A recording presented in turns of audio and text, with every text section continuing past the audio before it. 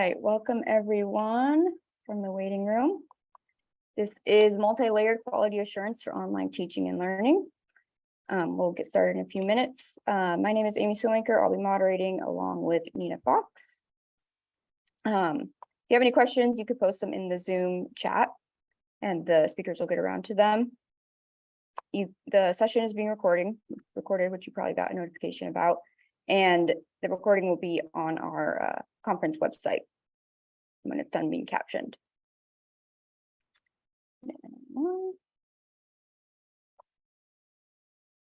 Finally, we want to thank our sponsor, Honor Lock.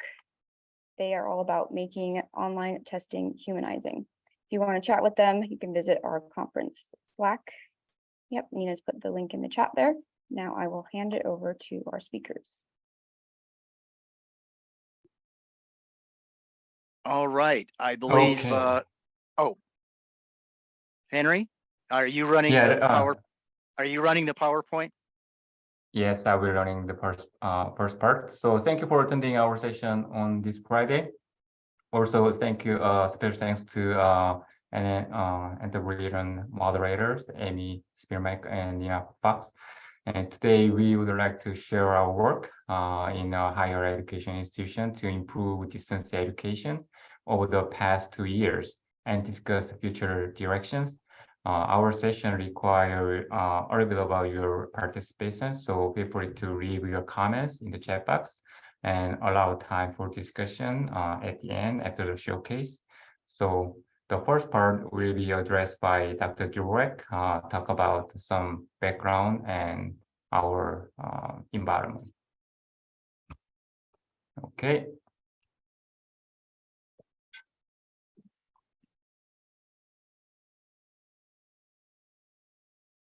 Okay. Over to Dr. Dvorak.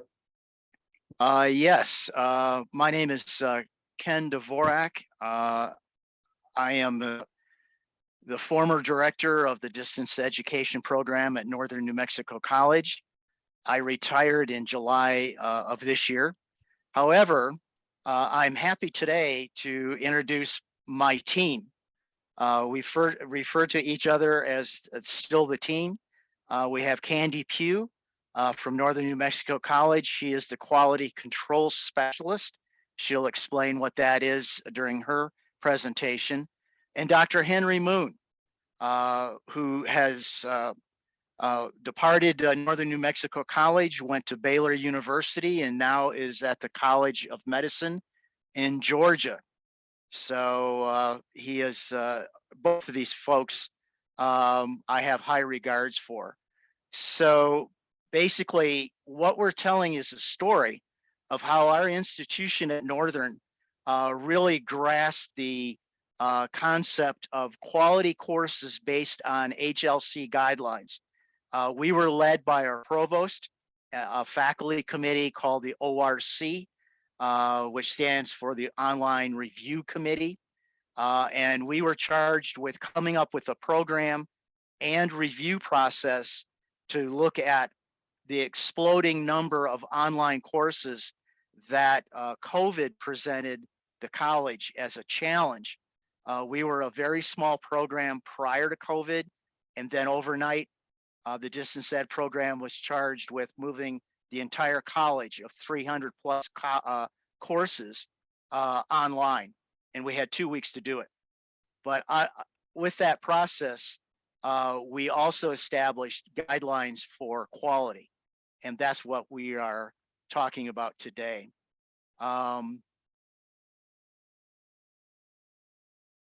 The purpose of this session, again, is to share best practices. Many institutions were asked to do the same thing that we are doing. We adopted the Quality Matters rubric. We also established other metrics for online courses. We evolved from strictly online to hybrid courses, which, as many of you know, QM does not recognize hybrids as a reviewable course. Northern wanted that done. So that started Candy on a journey of establishing criteria for blended or hybrid courses. We also had to deal with, and the challenges with faculty, how to review their credentials, how to approve their credentials for teaching online. Most importantly, for Dr. Moon, he will examine how we set up a training program for all faculty.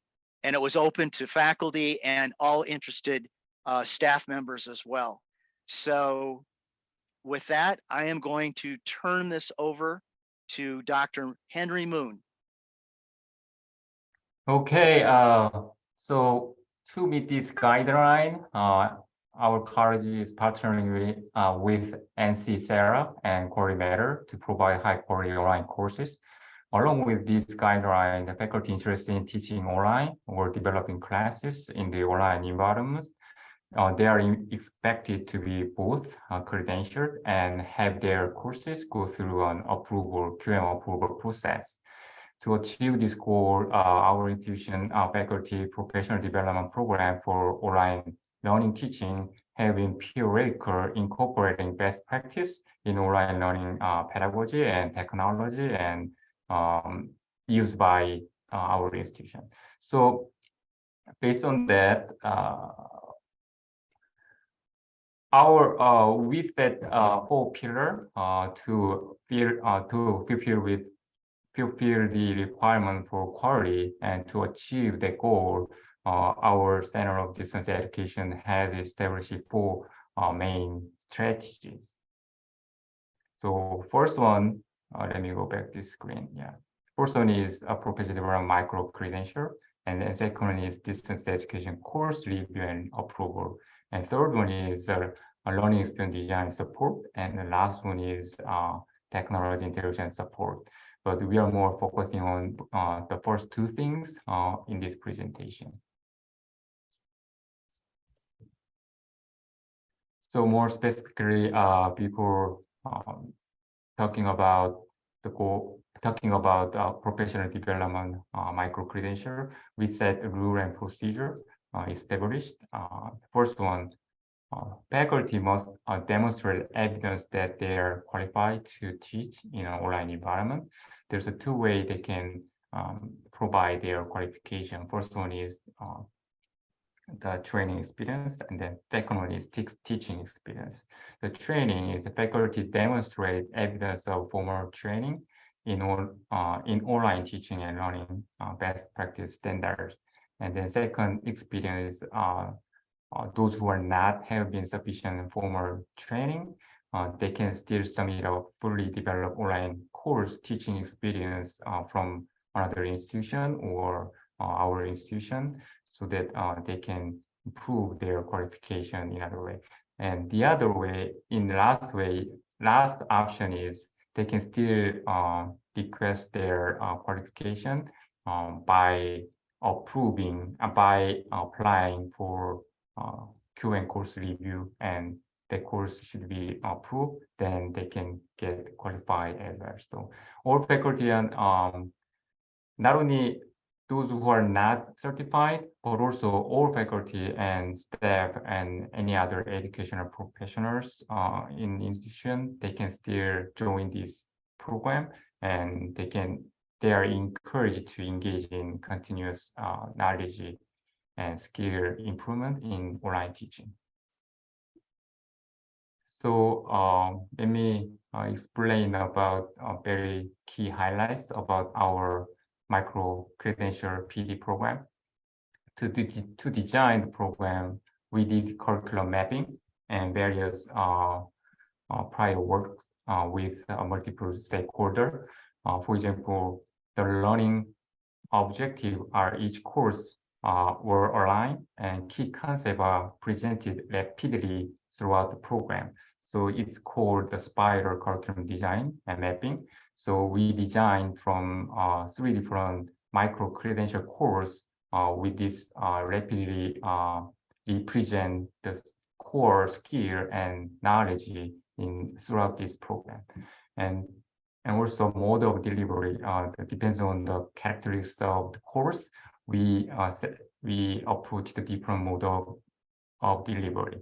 and experiential learning, many of the faculty asking about hands-on activities. So we adopt experiential learning. We try to consider when we designing this course, we consider a lot of experience and hands-on activity. So we adopted coach model. So because coach more represent hands-on activity and about the specific competency achievement. So we recruit multiple coaches for this course and program. And also interaction is part of the very important key elements in this program. So we highlighted interaction. And as you may know, regular substantive interaction is important recently. So we adopted RSI plan in our course. So each coach should have a plan for RSI in their course, in their module. So not only just emphasizing RSI, we added RSI plan ahead of time and then actually implement this plan in this course. Okay. And at the end of each activity and module, we added a share and reflection so that they can share their experience with their colleague, and they can reflect one more time at the end of each module. So that is we done in synchronous module, synchronous session. So we blend in the hybrid courses. We had a share and reflection session in each module. And also accessibility is very important. So each module design include accessibility standard already, so that faculty, those who are participating in this course already experience this inclusive guideline and standards already, so that they can they know what to expect in their own courses. And lastly, to motivate their engagement, we set up the badges and certificate after completion. Okay. So this is our course, 3 different courses under micro credentials. So online teaching, first PD 101 is online teaching foundation. It is about introductory topic with 6 modules, and which is fully online because it is basic knowledge, and it is needed always. It is available anytime faculty join throughout the year. So that's why we set it a fully online module. And second, PD 102 and PD 103 is hybrid module. So the format, those 2 courses are same, but the PD 102 is more likely a basic topic and more geared toward the QM standard. And then PD 103 is about more advanced topic, more leaning toward our institution context. So this is our 3 overall micro-credential course. Before I present, before diving into the detail, let me ask a quick question about your experience and opinion. So, Amy, do you have a question? Can you post it to the chat box?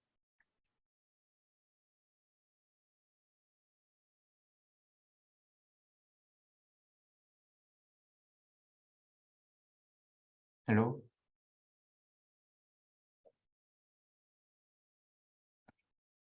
Do you have a question or? Okay, Yep, let I me put the question in the grab it. chat. Yes. So the question is in the chat. It's what topics would you like to see offered for faculty development about online teaching and learning? So what topic would you like to see, or are you interested in about the faculty development? So before I show our program, I want to hear about your experience or your interest. Can you just post it in the chat box?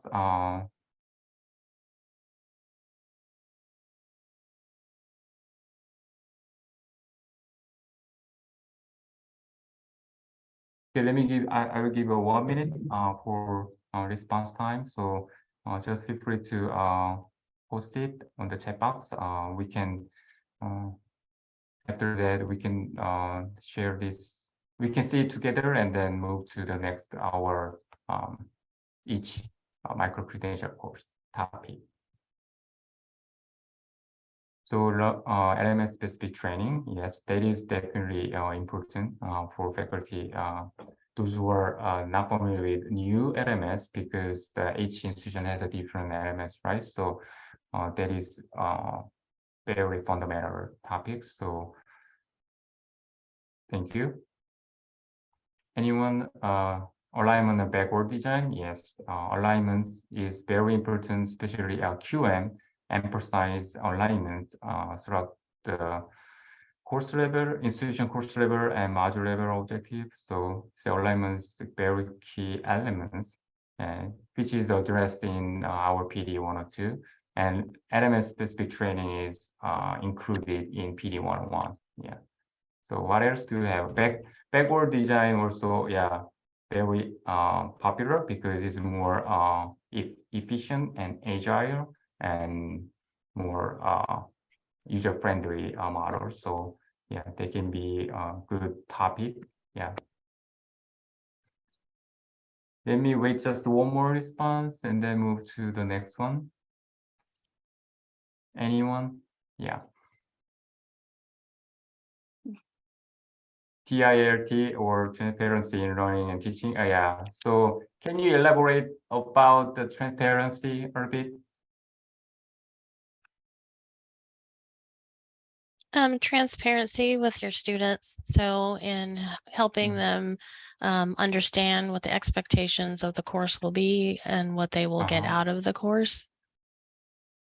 That is a really good topic. So with that, let me share our topic we selected. We actually analyzed from other institution topic already, from like we analyzed 8 benchmark from other higher education, and we discussed a lot of things to select the topics rigorously.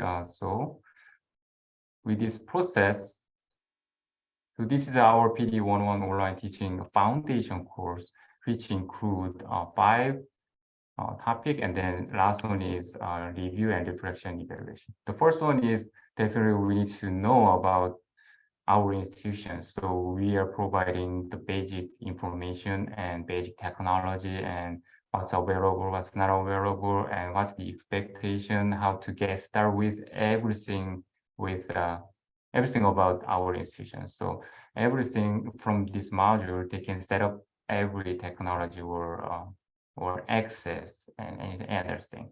And then second module is we use Blackboard, so Blackboard Basics. We include any basic information about how to set up the profile, how to access course, how to create online course module, something like that. That is the module 2. Module 3 is we are talking about the course design and development in general, and how to get support from our team, and how to use our template, how to adapt design toolkit, something like that.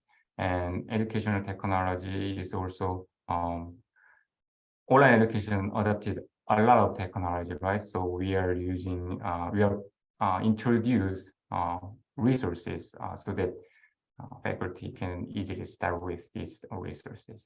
And then, of course, we always have each module, each courses has a review and reflection evaluation module for us and for them. So this is an example of our online courses we set for PD 101. As you can, as I mentioned, this is just self-paced fully online courses. So there's a 6 module, and they can start just from top to bottom in order.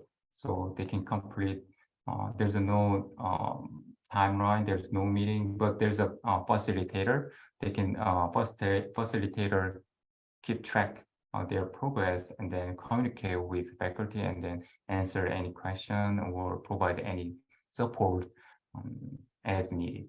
So this is the PD 101 module. So module page, this is we set up.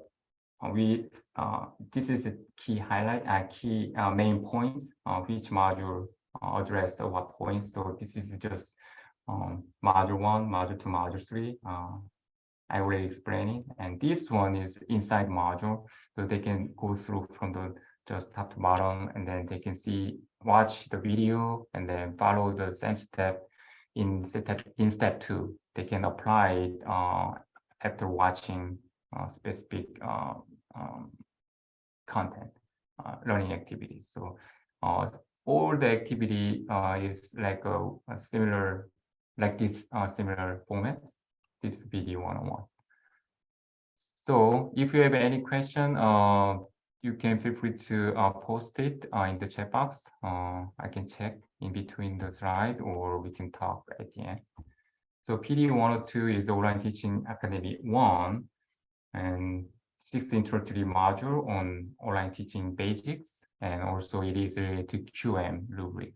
So first one is shifting pedagogy is very important to see our perspective, how we can transfer our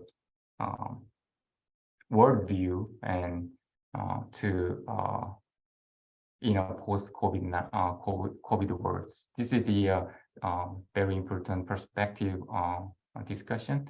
And then second module is about the discussion this distance education quality assurance program in general information. What is program? We are inviting all faculty in this program so that we are on the same page to get started and get progress on this program. So this is about the module 2, and we also the guideline and procedures very important to be shared. So we address any detail, any guideline and procedure in this module, so that all faculty know about this guideline and procedure, so that they can understand. We can understand each other, our expectation and nationwide expectation. And module 4 is online course design. So we keep updating our master template, but the reason we use highlighted this master template because it is already addressed many of these QM standards. So we are encouraging how to use master template without nothing. So this is about this master template and each elements under that template.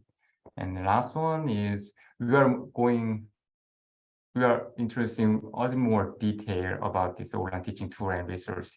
This basic courses PD 101 is just setting or kind of setting up, but this one is we provide not only operational knowledge but also pedagogical knowledge in with how to use technology in the classroom. Those kind of contents in the module 5, whereas module 6 is about the reflection and improvement. Okay.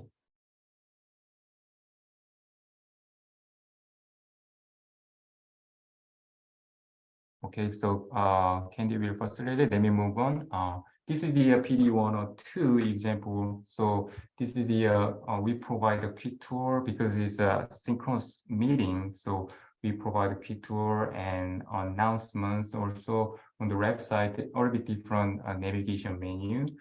So that as you can see under course content, there's a Zoom session. So it is we have a weekly Zoom session. Each module has a 2 Zoom session.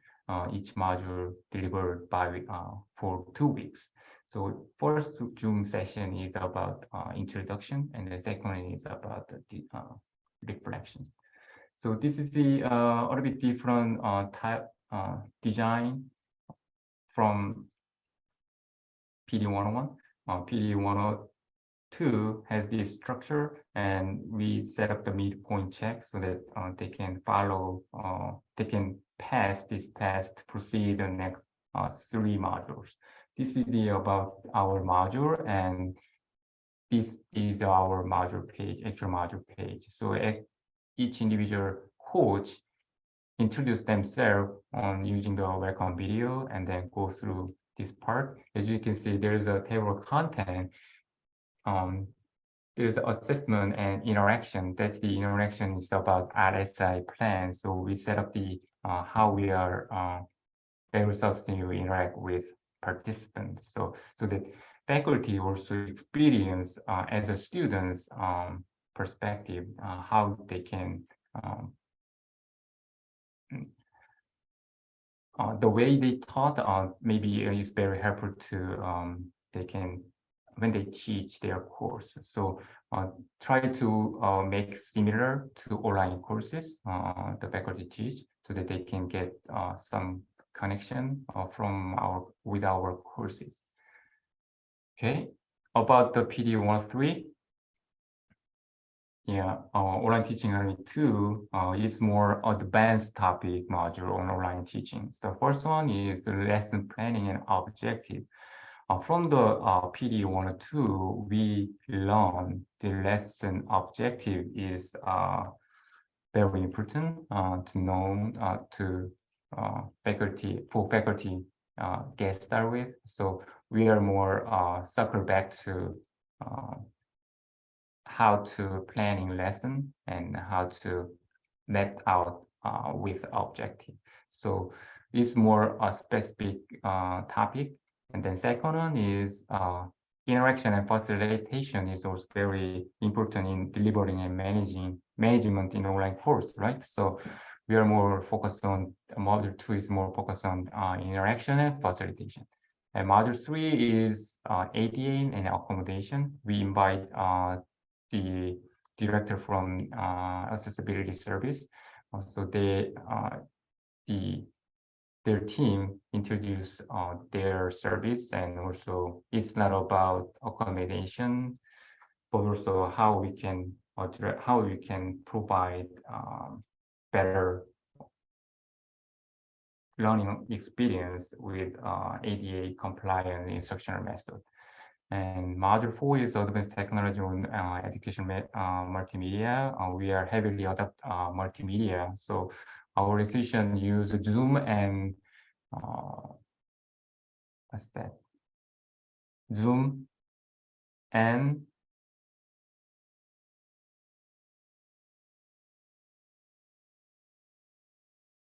so we are using multimedia serve. So Zoom and multimedia service connected each other. So it is about how we can make it easily use post the Zoom video and retrieve from the Zoom record from the media server. Yeah. The last one is the library service, also part of important online education. And the library should be available in online environment, right? So we invite director of library service, and then their team introduce their service and how to about the research and OER and citation, copyright, something like that. Those kind of things addressed in module 5. Okay, this is about module PD 103. Overview. Similar structure. And this module page is a little bit different. There's no table of contents. It is intentionally designed in that way to compare two different learning module style, because faculty ask a lot of question about two different things. So we intentionally present different ways so that they can decide which one is better, which one is suitable for their course. So this one doesn't have any table of contents. It's just sequenced from top to bottom. Okay, so this is a comment from the participant. We got really good feedback from participant and suggestion as well. So we will discuss a little bit further at the end of this presentation. This is really we want to move forward the next pillar, move forward. So this is about the micro credential in professional development. So let me review the question and checkbox. In the meantime, Henry, our next presenter about course review and approval procedure. we were asked if we have a syllabus for this course. Not to my knowledge. We provided the structure within the course for the coaches. But Henry, do you want to talk about that a little bit? Yeah, we don't have a syllabus template because we are campus-wide. We provide a campus-wide service. Each college has a different structure, different syllabus template. So each college has their own template, sort of. But we do create master template syllabus page. That syllabus page include common area of syllabus requirements. So we might share that with later, but that's what we did. So syllabus components is under syllabus course on the course. Yeah, that's the template. I think I interpreted that question to be, do we have a syllabus for this professional development course? Yeah, we do have a syllabus template. Yeah. That we could share a syllabus for this course, PD 102. Sure. Yeah. Yep. Okay. Okay. Next. Correctly? Yeah. Next topic is turn it over to you. Okay. Well, I thank you, Henry and Ken. It was truly an honor to be working with both of them, brilliant minds, each. And it was really fun to come into this team. My background is in curriculum. I'm kind of a geek about it.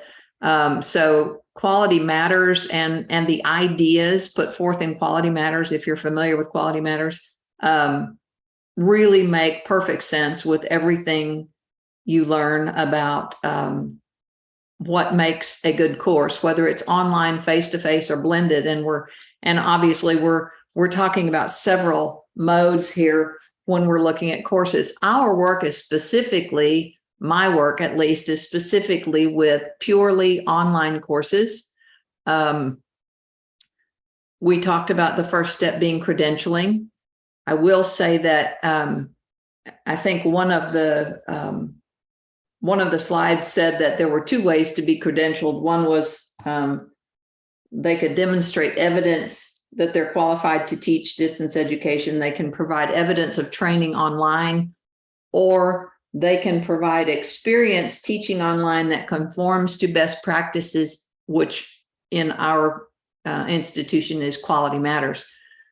We are finding, and we're constantly learning and constantly evolving in these processes, but we are finding that it's quite difficult to identify teaching that conforms to best practices standards as a qualification, because we can't see the course that instructors coming to us from other institutions taught. And we don't know by looking at that course always whether the instructor developed the course as instructors do at our institution, or if it was developed by a central curriculum department as many other institutions do. So it's really difficult for us to quantify that teaching experience. So we're really basing most of what we're doing on learning through training. There are several ways we can become credentialed. Let's look at the next slide. Thank you. Our three courses combined will qualify one of our instructors to teach online. If they want to teach online, we ask that they have some credentials. And the most common way for our instructors is to go through our series of training, which is 101, which is totally asynchronous, self-paced. 102 is usually offered in one semester and 103 in the next. We hope to progress so that we are not only offering those at the same time, but also offering some just-in-time topics. We also, when we began this, looked at these as credentialing. However, we're finding that there are instructors who look at our topics in this course, and even though they may already be credentialed, or they're not sure yet whether they want to teach online, they may be interested in one of the topics in this course. And so we will begin promoting with our next offering the specific topics, so that if an instructor just wants to pop in and attend for one topic and they're not interested in the certificate for the whole course, they may certainly do that. And we find the contribution to our ending reflections to be super helpful there too, because people who are very interested in that topic just enhance our discussions. Another way they can become credentialed is if they are certified peer reviewers through Quality Matters. There are 2 courses, very tedious courses required to achieve the peer reviewer status, and that is somewhat considered the gold standard in online evaluation of online courses. So if they are peer reviewers, that in itself, although we always, of course, encourage them to participate in our internal training, peer reviewers, not only are they qualified to teach our courses and credentialed, but we may be recruiting them to help us review some courses because we do internal reviews. And then they can also possess a combination of training that emphasizes best practices. For example, prior to our developing our own internal training, we allowed one of the criteria for credentialing was 2 courses from another New Mexico college that were offered for instructors. So if they only had one of those, we asked them to pair it with our PD 102, which was our foundations, and the 2 of those together became a credential qualification. So there are several different ways they can become credentialed. Training is the most verifiable way, I will say. But obviously a long experience teaching online, as long as we can somehow tell that that has to do with best practices, is certainly a credential criteria as well. So credentialing is the first part. Before they can offer a course or ask for a course to be approved to be taught online, they must be credentialed. So they must already have some knowledge of what a quality online course looks like. Let's go to the next slide. My particular job is essentially the program manager for our course evaluations, and we do that based on the Quality Matters rubric. We have an internal system, myself and a team of reviewers called the Online Review Committee that works to look in our courses, see that they meet quality standards. QM requires an 85% criteria there for meeting the standards. So one of the standards can almost be met. And still we might offer some helpful suggestions that might make the course a little more navigable for students, but essentially it is met. What we started doing is what you see right here. We took the Quality Matters rubric. I, in my past life, have a K-12 background, so I color-coded it to show the 3-point, 2-point, and 1-point standards. Obviously, the 3-point standards are the most important, and those are the ones that must be met in order for a course to be approved to be taught. What we were asking the faculty to do when they submitted a course for approval is to submit an application and attach this, what we call the self-evaluation rubric. And as you see, we were asking them to insert a rationale under each standard telling how their course meets that standard. Well, that's a good idea. However, what we found is that our faculty did not, because, and reasonably so, because they were not trained in the Quality Matters rubric, did not completely understand the rubric and how it worked. So that led us to try to develop something a little more visual. I have Monday mouth on Friday, sorry. So we started identifying some of our needs.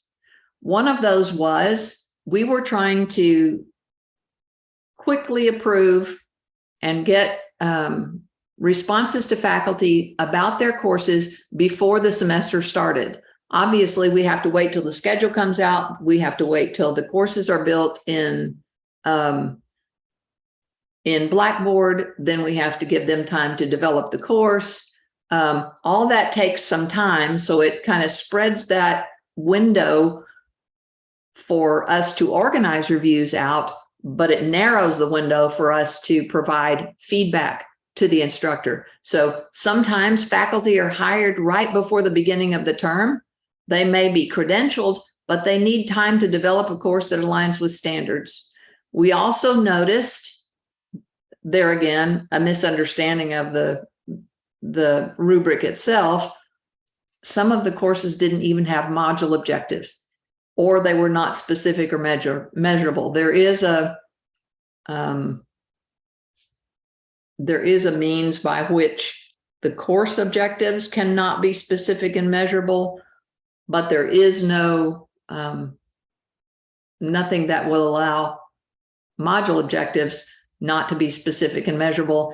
And in some cases, they were completely missing because our instructors did not understand the structure of our Blackboard shell, which Dr. Moon painstakingly built for us with several built-in things that help them meet those standards. But a lack of familiarity with Blackboard and the way we have this caused some confusion. The timeline for revisions. Well, as you know, in your institutions, often faculty are out of pocket the entire summer.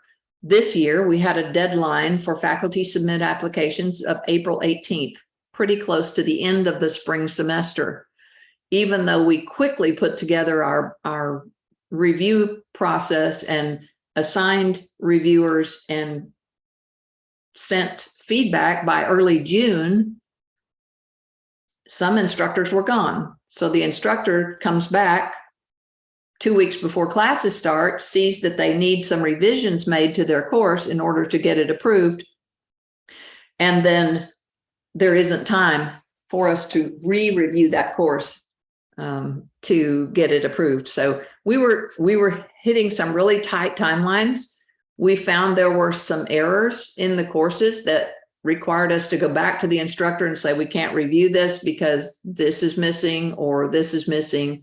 And we found probably the greatest need we found was there was a lack of alignment throughout. Certain standards of the QM rubric pertain to alignment, but they do not all. So it's tough to tie them together if you're not familiar with that rubric.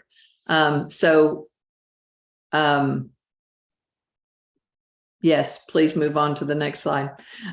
This is the pre-review matrix that we developed. The first part is just course description. Okay, there we are.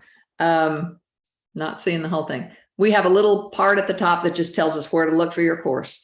Then we have a checklist. These are things that are not necessarily the alignment piece of the course, but they are important in order to meet the standards in the rubric. We are still evaluating based on the rubric, but we're not asking our instructors to complete the rationale for each standard in the rubric. We're helping them to meet that through offering this development tool. And they can use this development tool in face-to-face courses, in blended courses, in online courses. we are only at this point evaluating online courses.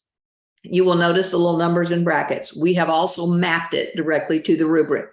So when they complete this matrix, they should fulfill the standards in the rubric. And then each topic has the course learning objectives, the module learning objectives, and then the instructional materials, the learning activities, and the assessment for each module. And start and end dates are important because probably you are too. We are going to many 8-week courses. So we need to know if this only has 8 modules, but let's say each module is 2 weeks long, then it's a full semester course rather than 8 weeks. So we need that information as well. And then we've told them specifically what goes in each section. And you saw our little matrix in our staff development and our professional development courses. One of the great benefits I see to this is after instructors use it to develop their course, they can copy and paste that table directly into their syllabus, and then they have fully communicated with their students exactly what objectives they are accomplishing by the learning activities, by the assessments, by the all the other things. So we decided we are going to flip the process. Part of meeting the needs of that narrow timeline is that we are going to allow the course to be developed using this matrix. The instructor will then meet with one of our instructional designers before the course runs to demonstrate that these things are in the course. And then we will review the course at the end of the term rather than at the beginning. I am providing training to each department on the matrix and how to use it. Each department is identifying mentors within their department that have experience getting courses approved so that they can assist those who are just now applying. And then we hope that this is a very navigable, a very visual tool that instructors can use. So our process right now, we're scheduling training with each department. I'm meeting with them department by department because it's a smaller group. They're more apt to ask questions. And the main thing they need to do is to identify the mentors within their department that can assist with this after we train them. So I'm sorry, I was talking and didn't read your question. Amy, do you have a time or what is the? So we have about 2 minutes left. Okay, so let's quickly summarize our lesson learned. So actually we have some, we try to spend more time in this session, but let's just make it short. So lesson learned is about education leadership and online review committee commitments is very key to success.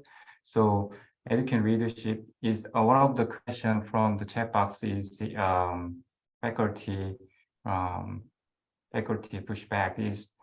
So that's why education leadership and oversight commitment is very important. So we have to communicate well with faculty and set the expectation. So what it is. So those kind of leadership teams address that concern. And periodical improvement is also very important. It's not just one time chance to pass or fail. It's continuous improvement and process. And diverse opportunity for PD. So many faculty really want to pursue their goals, but there's no opportunity or very few opportunities. So we try to make it diversify so that meet their needs. And also online learning experience for teaching is it's not about just delivering knowledge and skill. It's actually opportunity for faculty to experience as a student at their institution. So it is very worth participating in this course in terms of online learning experience. And collaboration is one of the benefit of this process because instructor designer easily jump in their needs and their challenges in this conversation. So it's automatically set up this collaboration for course design support and project management also important to throughout this multi-diverse mention approach. So this is what we learned from this 2 years work. And lastly, probably, I think that's it. We need to make it done. So do you have any question or comments? Dr. Moon, I just want to quickly say, I read the question Yes. about faculty pushback. Yes, we have experienced that. However, the leadership at the college was very committed to this. And so they pretty much set the tone for going forward with all these trainings, development, working with faculty. So we have to take our hats off to our provost, who still is a strong champion of all of this. I can remember a few years ago when he sat down with me and we were talking, and he was concerned about the quality of the courses. And that was way before COVID. And he wanted to expand distance learning, but he wanted to do it with the goal in mind of offering quality courses, something the college could promote and advertise. And so that has always been a pillar of his thinking. And so we give him a lot of credit for getting this started. And feel free to, So, yes, go ahead. I was just going to say, feel free to contact any of us if Yep. you have further questions. That we ran out of time, but we'll always be glad to share whatever we're doing and whatever we have. Thank you very Thank you much. so much for your time. Thank you Yes, very thank much. you. Yeah. Thank you. Thank you. That was Thank you, excellent. Amy.